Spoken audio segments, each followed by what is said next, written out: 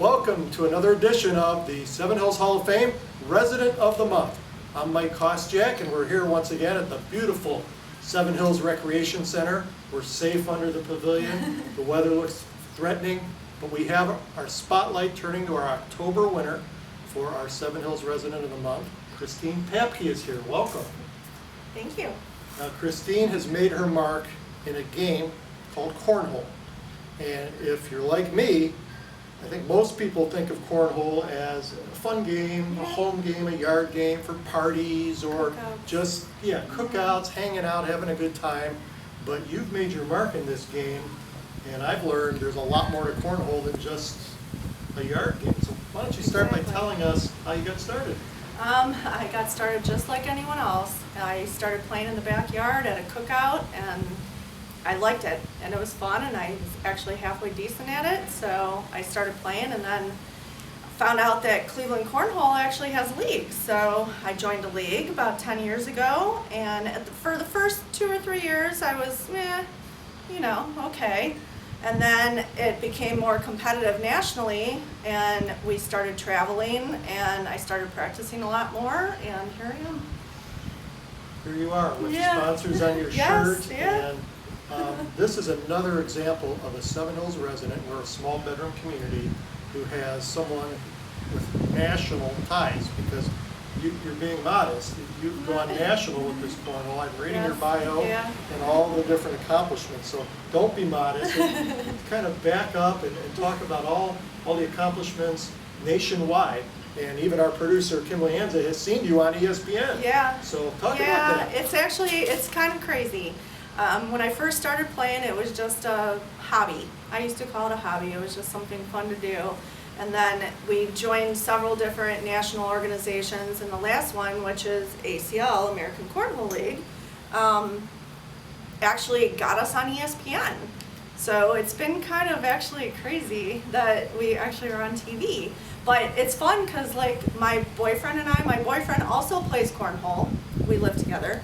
And we'll play out in the front yard all the time, on the sidewalk. In Seven Hills? Yes, Okay. in Seven Hills. We'll play outside on the sidewalk, and I've had people come up to us and talk to us while they're walking up the street, and like, even my couple of the neighbors know that I've been on ESPN. So it's kind of, it's weird. It's, you kind of get used to it after a while, but not really, because every time someone says, "Oh, I saw you on TV," I'm like, that's Sure. crazy. That's good. So do you play on your own, or do you have a partner? It's actually, there's singles and doubles. So, and there's a lot of different events. So they do singles, doubles, like women's, juniors, seniors. So it's pretty much, the whole point of it is anyone can play at any age, at any, male, female, whatever. Like, it doesn't matter. You can all play and have a spot to compete in. They have different levels, so even if you're just a beginner, you can still come out and play. Or Okay. whether you're at the level we are, then you'll be there with us. So you've entered singles and doubles tournaments? Yes. Who's your partner in the doubles? Is it one person, or Actually, is it varied? this season, my new doubles partner is Stacia, which is who I play the women's doubles with. So we're actually going to play the pro doubles together this year. So Okay. it'll be So fun. what's the difference between women's doubles and pro doubles? Women's is just women's. Pro doubles is mixed. It's Oh, anybody. okay. So you there's, compete yes. against men too? And yes, we do. And actually, in even the open doubles and singles, we compete against the men as well. So yeah, it's not just the women. So you said you were born in Parma, I was. but when yes. did you migrate to Seven Hills here? In 2007. So I didn't go very far from home, obviously. Right. So I think that you've generated popularity with cornhole in Seven Hills, because I have a neighbor across Oh, the boy. street that plays it about 24 hours a day. And I asked him, "Are you looking to compete?" And he said, "Maybe." How could he get started? Actually, go to clevelandcornhole.com. And because we have all kinds of leagues and tournaments, and he always lists everything. Like Dave Weiser runs our Cleveland Cornhole, and he has events all over the place. And actually, our league is in Broadview Heights, which is right off of Wallings and 77. Sure. So it's not even far. Okay, So that's yeah, convenient. and it's great because he starts you off at like I said, a lower level, and see where you fit in and because he actually has multiple divisions, so Okay. it's, even if you come in as a beginner, you'll still be able to fit in somewhere. You won't have to play all the great people first. So he does like a lot of round robins and to find out where people's skill levels are, and then divides them up into divisions. So it's nice because we get a lot. I'm pretty sure the session has like 60 plus teams. So. Okay. So in order to compete at the national level, you have to win local tournaments and work your way up, or how does that work? Yeah, we have regionals, which are once a month at home, and then we have conference events, which our conference is Ohio and Pennsylvania, and then we have the national events. So we have 5 national events a year. Is it year-round, or is there a season? We're kind of in a little bit of an off season. Our last national was in August, so our big next national event will be in Florida in January. So we get a little bit of a break, but we still have the regional and conference events, so we've already played our first regional in September. So we really don't get a whole lot of time off, but we get a little bit of time off from traveling, which is good, because we travel a lot. Sure. I'd say pretty much from January to August, we travel about once a month. And you have sponsors that help cover those Yeah, costs? yeah. So what That's the goal. what about practice or training? What's involved with that? At the beginning, I would say for a person that's starting out, you have to play a lot. We would play like 5-6 days a week. And then once you get that muscle memory down and you start learning the game, you can cut back a little bit on that, but then there's still all the strategy of the game. Because like you said, it looks like it's easy, but it's not. Well, I never because said that. when you're I know, I'm not very good at it.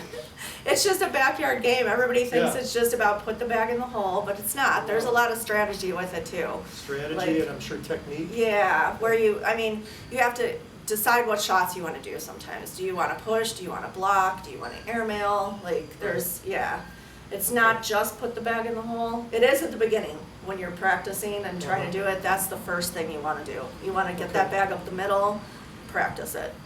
But after that, then you got to learn all the different shots and strategies and yeah. Okay. Well, why don't we pause for a second? Okay. And we're going to set up the board, and you're going to, if you could, show our audience some of these techniques you're talking about. Okay. Okay? Okay. Okay, so we have the bags now, and this is my big question, is the grip. Is there a certain grip that's recommended or the best, and is style of throw? Because I've seen many people, I haven't been able to master any of them. Everyone pretty much has a different way of throwing bags, and if you watch people, everyone has their unique way of doing things. But generally, the concept is to keep the bag flat, keep it flat, and spin it. So, but people will start out Yeah, with I've seen different. this, People will I start out like this. And it goes up, so it depends on what you feel comfortable with. Okay, But so the not whole this point, backhand. no, It's too hard to control. You But don't more want of it to a- be rolling over Like and a frisbee spin. you want it, yes, Okay. yes. All You right, want to get that's some different. spin on it. Sometimes I've even tried like this. That's not recommended either. Okay, not That's recommended. Don't do that. Okay, so you're saying Yes. kind of like a spin? And Yes. that would cut through the wind. Do you do outdoor venues or indoor at these tournaments? Or both? Most of the national events are indoors. Okay, Just so because no of wind the then. and because of the weather. You never know what it's going to do, and yeah, it's Okay. hard. Outside's hard. And are so. there stands that people watch? And They do, Yeah, yeah. get good yeah. crowds? We do, get actually. any hecklers? But there's always hecklers. Oh, So they sell alcohol at these events? They do. Okay. They do. That's what I thought. Okay, so why don't we now have you demonstrate? Not to Okay. put the pressure on, but you're a pro, so Okay. it shouldn't be a problem. So why don't we'll cut this, we'll back up. Regulation Okay. length is what? 27 feet from front to front. 27 feet front to front for you players. And Yes. we'll be back in a minute to look at the throws. Okay. Okay, Christine's going to show us live here how to throw. Question, how long does it take you to warm up before you're ready for an event? For the bigger events, I try to get there a bit earlier and warm up for at least 45 minutes to an hour. So, Okay. some of the smaller tournaments, local events, I'll maybe 15, 20 minutes. But the bigger events, I definitely put some warm up time into it. Okay, let's see the technique. Okay.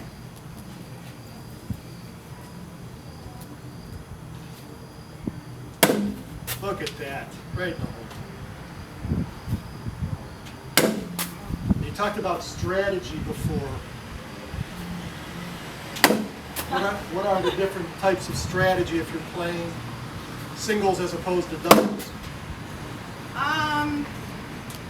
Well, it kind of depends what your partner or what your opponent is doing. So, I mean, sometimes if they put one right in front of the hole, you can try to block them, you can try to airmail over it, you can try to push through it. It kind of depends where the bag is at. So. Okay, Christine, let's talk strategy. Okay. So it depends. There's a lot of different types of players out there. I am one that actually likes to slide a bag more than block a bag. So if somebody puts a bag right about here, I'm going to try to slide through it. But say somebody lays a blocker like right here, it's going to be a little harder to slide through it, so you want to go over it and airmail. How would you slide through without knocking your bag in? Sometimes you Knock it off Yeah. and it goes in? Yeah. Wow. But the whole thing is too how many bags you have left in your hand. So if that's your opponent's bag and you try to airmail over it, you got to make the shot.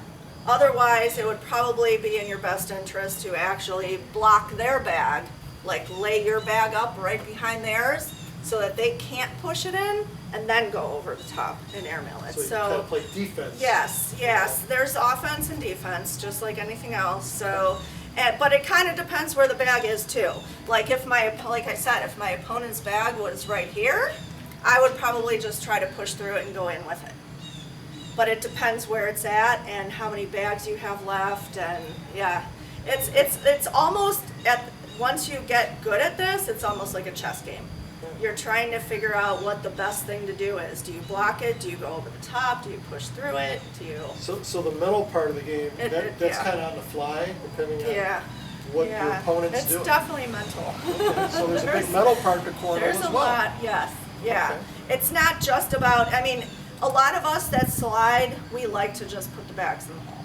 Sure. But a lot of people like to put bags in our way, so we can't just put the bags in the hole. So Gotcha. then you have to get better at all the other shots. You have to get better at the airmails over the top. You have to get good at pushing.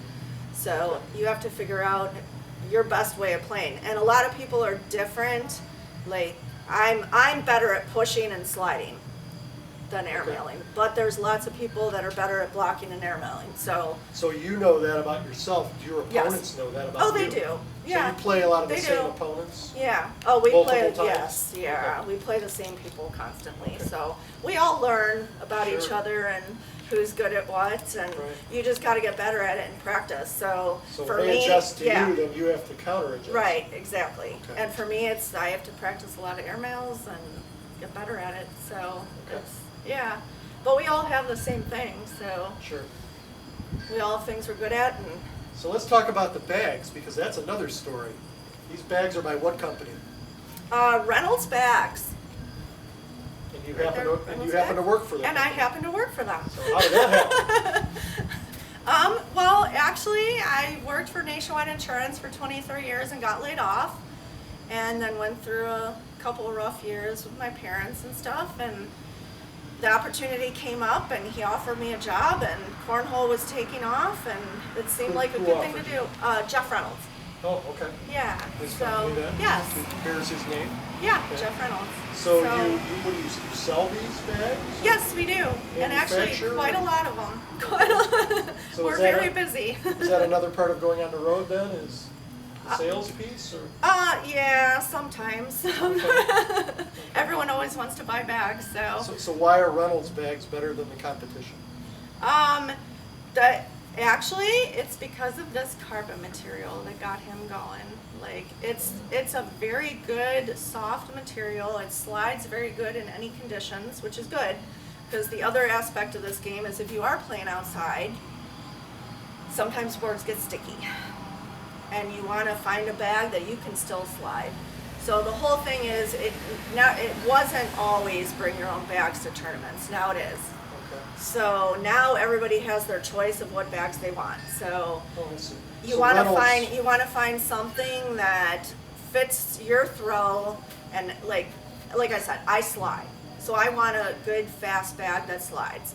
But you also want something that slides in sticky conditions, and, because you know, outside, Sure. it could get humid, it Sure. could be raining. Could rain. Right, exactly. So you want something that slides. And this carbon material is great. So what about the boards? Does Reynolds make boards too or no? He actually is starting to again now. He used to, and then he stopped, but now he is again. So But the they'll be board- online soon. Okay, the boards are at the tournaments though, but you bring your own bags? You bring your own bags. Okay, Yeah. interesting. Yeah, they Learning a supply lot. the boards. Yeah, I Okay. know. But yeah, the bring your own bags thing is it's different. Like that really just started in the last like 3 or 4 years. So Before that, what did they do? you would play with whatever they had there. Okay. So, and a lot of times it like, this is also, the other thing is these are not corn bags anymore. They're actually like plastic resin pellets Oh. in them, so they don't break down. So Like, that's you know how it got its yeah. name. Mhm. Because Like, so yeah, we don't actually play with corn bags anymore. But- So Christine, you've been playing cornhole for 10 years now. I think based on what I've seen so far, you're in your prime of your career. What do you see in the future? What are your hopes, cornhole-wise and beyond?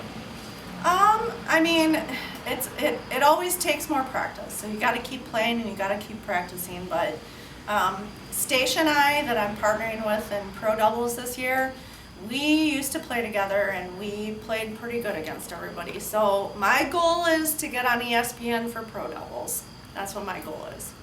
Okay. So I don't want to just get on there for women's doubles. I want to get on there for pro doubles as well, against all the guys and everybody else. So we'll see. Well, We have a whole season ahead of us. Yeah, and you know, best wishes and good luck, and I think that maybe down the line, I would like to talk about maybe as part of the Seven Hills Hall of Fame, maybe having a Seven Hills tournament, and That would be fun. maybe you could Yeah. sponsor that somehow, Yeah. or organize, or help us Yeah. maybe grow the sport locally That here would in be your great. hometown. That would be great. So we could talk about that in the future, look forward to that, Yeah. but again, Thank best you. wishes. I am going Thank to be you very looking for you much. now on ESPN, and I'll have something to follow, and hopefully take some of these tips and beat my neighbor next time I play. There you So go. If you need any more tips, let me know. I will do that, thank you. So that's all we have for now. Our October Spotlight Resident of the Month from Seven Hills Hall of Fame, Christine Papcke. Thank you. Thank you. Have a good evening.